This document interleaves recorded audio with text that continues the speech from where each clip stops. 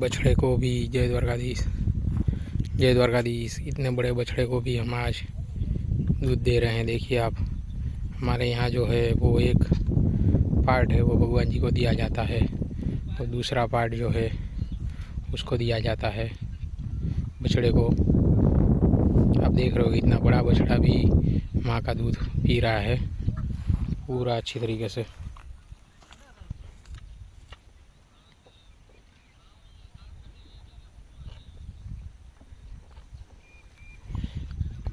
द्वारका जी में गौशाला बनी हुई है जो और बहुत बड़ी आज हम बना रहे हैं, ताकि इसमें 20 गाय के करीब रह सके। खाना पीना और खाना भरने की सुविधाएं यहाँ पे उपलब्ध है।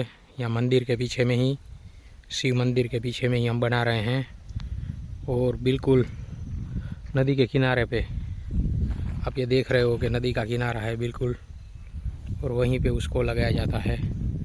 तो हो सके बन सके उतना ज़रूर कुछ सहयोग द्वारका जी में गौशाला बन रहा है उसमें आप दीजिए। जय द्वारकाधीश।